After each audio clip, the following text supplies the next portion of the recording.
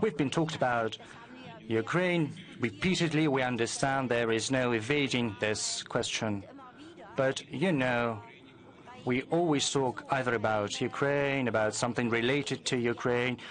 Several years ago, we talked about the crisis in Iraq, crises in different other countries. We're talking about what has already transpired, but we never talk about why it has happened. But if you want to talk about it, which is evidently quite important, I should like to start with this very issue. Why is there a crisis in Ukraine? I was quite confident that after the bipolar system went into oblivion after the collapse of the Soviet Union, certain Western partners of ours, particularly the United States, were in a kind of euphoria. And instead of trying to create in a new situation good neighborly partner relations, they started to explore new, free geopolitical spaces, well, free in their view.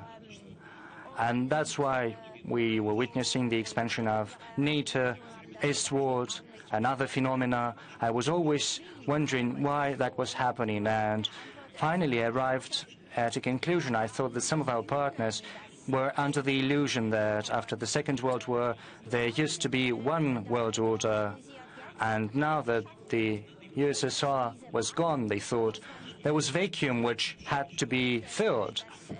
And I think that is not the right approach towards finding a solution to these issues.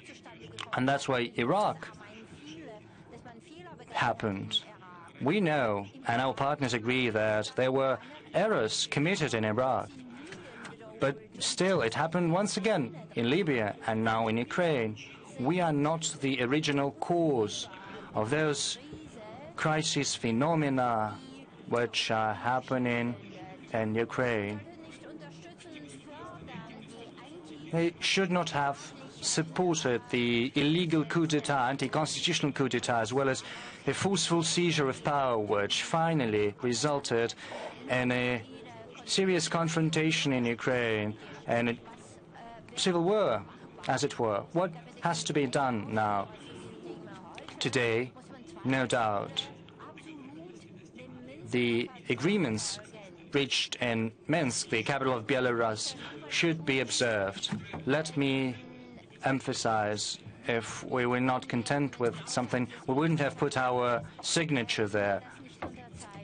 But we have put our signature under those documents, and we will seek their full implementation. I'd like to draw your attention to this fact, your attention and the attention of our partners, but we cannot do that unilaterally, and I'm repeating it over and over again.